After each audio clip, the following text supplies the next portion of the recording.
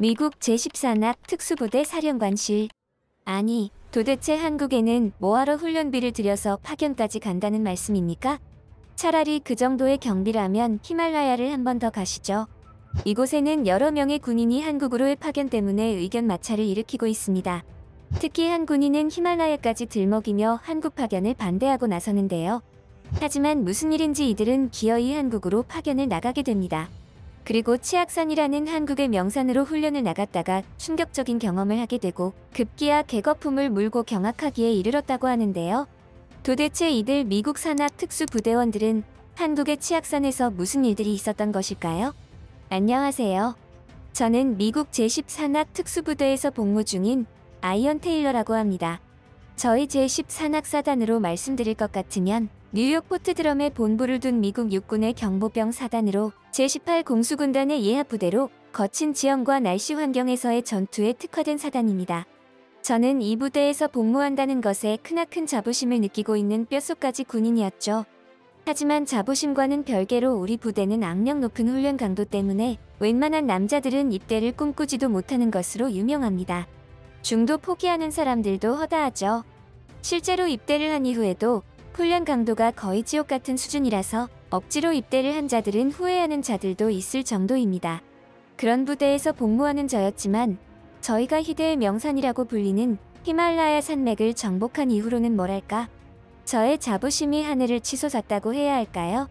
물론 히말라야를 정복하는 과정은 아주 힘든 과정이었습니다. 그렇기에 더더욱 그 이후로는 그 어떤 산들도 우리 부대 앞에서는 그저 높이 솟아오른 땅일 뿐이라는 생각마저 들었죠. 저에게 그러한 일들이 생기지 않았더라면 말입니다. 어느 날 우리는 새로운 파견 임무를 맡게 되었습니다. 사실 파견 임무라고 해봐야 다른 지역이나 국가로 이동하여 그곳에 있는 산악지대들에서 전술훈련이나 체력훈련과 같은 것들을 수행하는 것일 뿐이었지만요. 하지만 이번에는 제가 생각하지도 못한 곳으로의 파견 임무라서 어리둥절했습니다. 아니, 도대체 한국에는 뭐하러 훈련비를 들여서 파견까지 간다는 말씀입니까? 차라리 그 정도의 경비라면 히말라야를 한 번 더 가시죠. 솔직히 좀 짜증이 나기도 했죠. 이때만 하더라도 저는 한국이라는 나라에 대해서 제대로 아는 정보가 없기도 했고 한 번도 가본 적이 없는 국가였으니까요. 하지만 우리 부대 상사님의 의견은 흔들림이 없었습니다. 분명 우리들의 훈련에 도움이 되는 과정이 있을 것이고 너희들의 정신 개조와 힐링의 목적에 굉장히 부합하는 여정이 될 것이라는 말도 덧붙이면서 말이죠. 사실 직전 파견 훈련이 꽤 힘든 여정이어서 이번에는 조금 수월한 곳으로 가려나 보다 하는 직감은 있었지만 이렇게 한국이라는 아시아 국가로 파견을 가겠다는 생각은 추호도 못했기에 그 충격은 배로 다가왔습니다. 제가 이렇게 한국 파견에 반발하는 이유는 파견이라고 한다면 무엇 하나라도 도움이 되는, 그러니까 배울 것이 있고 성장을 하는 것에 목적을 두는 것이라는 저의 명확한 신념 때문이었습니다. 파견 훈련을 다녀온 이후에 우리는 한층 더 성숙하고 성장한 군인이 되어 있어야 한다는 생각 말입니다. 그래서 이번 한국 파견 훈련은 그런 부분들에 의해서 제 개인적인 생각으로 그다지 좋은 선택지가 아니었죠. 우리 미군 제14단 산악 특수부대는 늘 실전에 대비해야 했고 의미 없는 시간으로 낭비하다 보면 언젠가 다가올 실전에서 소중한 내 동료들을 잃을 수도 있었으니까요. 그렇기에 저에게 훈련이라는 것은 보다 큰 의미로 다가왔던 것입니다. 특히나 한국은 제가 알고 있는 명산이라 불리는 산들도 없었고 워낙 땅도 작은 곳이다 보니 우리가 훈련하기에 마땅한 장소가 없을 것이라는 생각도 가지고 있었죠. 하지만 끝내 저는 부대 상사님의 결정을 번복할 수 없었습니다. 워낙 완고한 반응이라서 더 이상 저의 주장을 이야기했다간 명령 불복종으로 징계를 먹을 수도 있겠다는 느낌을 받았거든요. 결국 저와 동료들은 한국이라는 나라에 도착하게 되었는데 솔직히 말씀드리자면 한국에 도착하자마자 제 나름의 큰 충격을 받았습니다. 제가 생각했던 한국의 모습과는 확연히 다른 모습들 때문이었죠. 공항에는 인공지능으로 운영되는 듯한 로봇들이 돌아다니고 있었고 공항에는 생각지도 못한 편의 시설들로 인하여 다른 나라의 공항들과는 눈에 띄게 선진화되었다는 느낌까지 받았죠. 특히 제가 놀랐던 것은 한국의 여러 가지 인프라 시스템들이었습니다. 이런 시스템을 보니까 한국인들이 얼마나 불편한 것을 싫어하고 영리한 민족인지 대번에 와 닿더군요. 한국에서는 지하철로 연결되어 있지 않은 곳이 없었고 대중교통을 이용하여 못 갈 곳이 없었습니다. 아마 한국 분들은 이렇게 이야기하실 거예요. 그건 당연한 거 아닌가요? 그게 뭐 대단한 건가요? 라는 말들을요. 하지만 이런 말씀을 하시는 분들은 대부분 유럽이나 미국 등 다른 국가에서 살아보지 않으신 분들이 많을 겁니다. 멀리 갈 것도 없이 제가 살던 미국을 예로 들자면 일단 자가용이 없다면 거의 생활하는 게 불가능에 가깝다고 보셔야 합니다. 자가용이 필수적으로 필요한데도 주유소 찾기는 하늘의 별 따기와 같고요. 저야 워낙 이런 생활에 익숙해서 이것이 불편한 것인지도 크게 모르고 살아왔지만 이제는 달랐습니다. 한국에서는 오히려 이런 불편함을 찾아보기가 더욱 어려웠거든요. 게다가 뭐 눈에는 뭐만 보인다고? 한국에 도착하고 나서야 한국의 산과 자연들이 눈에 들어오기 시작했습니다. 분명히 한국의 첫인상은 대도시의 최첨단 이미지가 강했는데 시간이 지날수록 자연이 눈에 들어오더군요.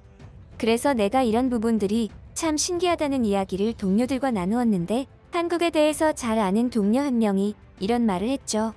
한국 토지의 70%가 산으로 이루어져 있다고? 이런 미친.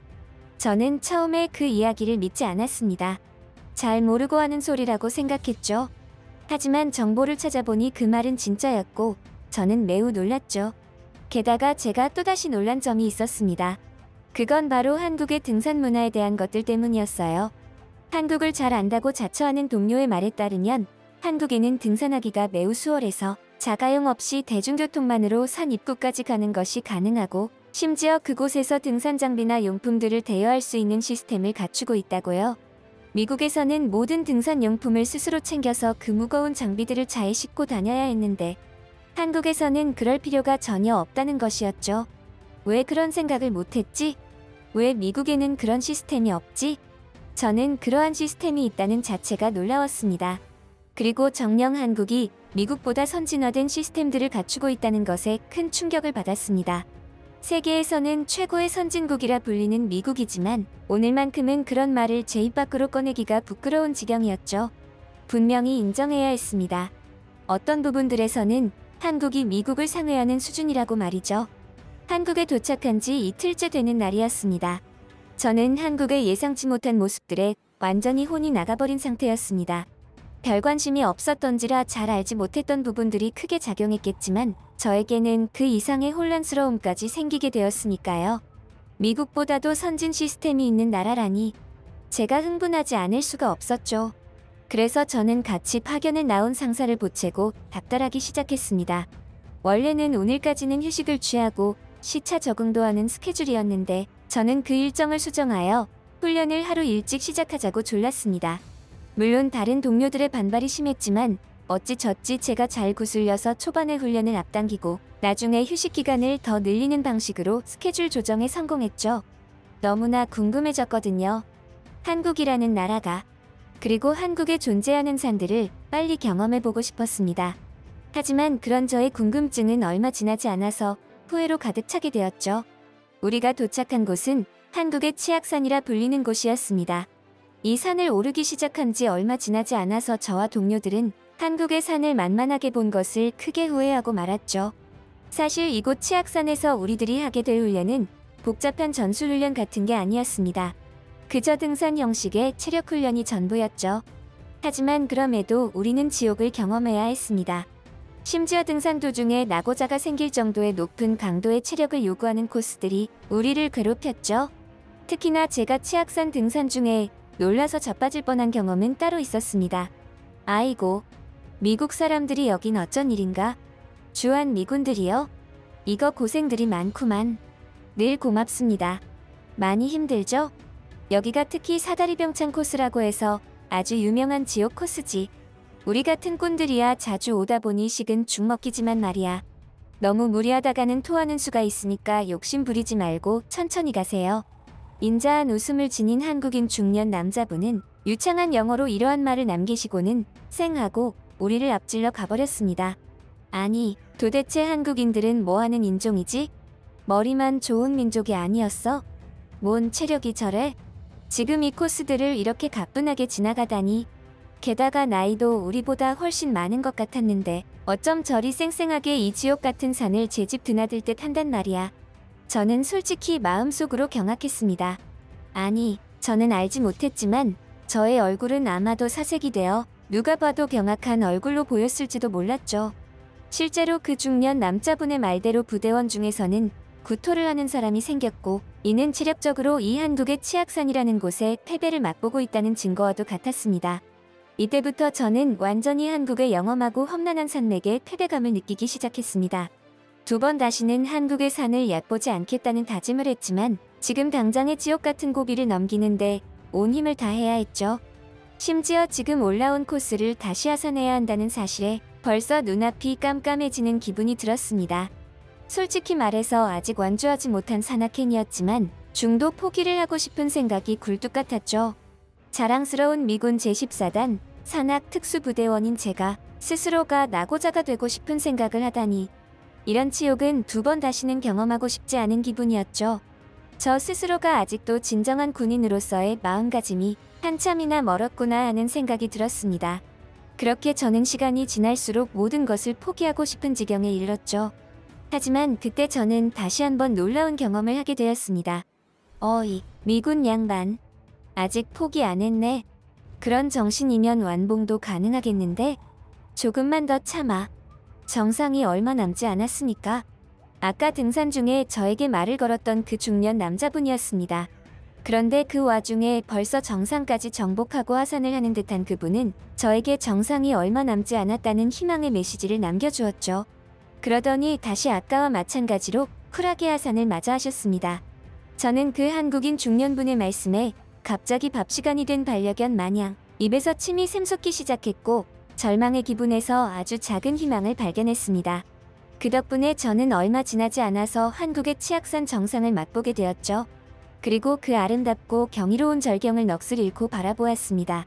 바로 이 맛이지. 라는 생각과 함께 말이죠. 그 와중에 정상에 올라오니 배가 출출해져서 허기가 졌습니다. 그래서 각자 챙겨온 식량들을 가방에서 꺼내어 먹으려고 했죠. 그런데 그때 우리를 목격한 한국인 등산가분들이 저희에게 다가오더니 무언가를 건넸습니다. 그것은 다름 아닌 시커먼 김에 곡식을 둘러싼 모양으로 이쁘게 썰어진 음식이었죠. 한국의 김밥이라는 음식이었는데 한국인 등산가분은 그 음식을 저희에게 건네며 말했습니다. 한국인들은 산에 오면 늘 김밥을 먹어야 한다고요.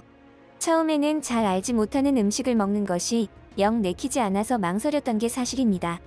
하지만 우리들을 생각해서 자신들의 식량까지 나누어준 친절과 배려에 거부하는 것은 예의에 어긋난다고 생각하여 결국 그 음식을 맛보게 되었죠. 딱 한 입을 먹었을 뿐이었습니다. 하지만 이게 무슨 일일까요? 제가 너무 배가 고팠던 것일까요? 처음 먹어보는 한국의 김밥은 제 입맛에 완전히 꿀맛이었습니다. 김밥이라는 음식 안에는 사실 여러 가지 야채와 고기가 곁들여져 있었는데, 심지어 김의 겉면에는 참기름으로 보이는 고소한 기름이 도포되어 있었고, 그 위에 깨소금이 뿌려져 있어서 그 깊은 맛이 한층 더해지는 기분이었습니다. 한마디로 아주 우라지게 맛이 있었죠. 저는 그제야 왜 한국 사람들이 산에 오면 김밥을 먹는지 알 것만 같았습니다. 영양학적으로도 골고루 섭취가 가능했고 그 맛도 훌륭했으며 먹기에도 편리한 음식이 바로 이 김밥이라는 음식이었죠. 이걸 산에서만 먹어야 하는 건 아니겠지? 호텔에 복귀하면 김밥에 대해 좀 더 공부해봐야겠다. 라는 생각이 들 정도로 김밥이라는 음식은 저의 뇌리에 깊게 각인되었습니다. 그날 이후 저는 미국으로 복귀하고서도 늘 산에 가는 날이면 집에서 김밥을 만들곤 합니다.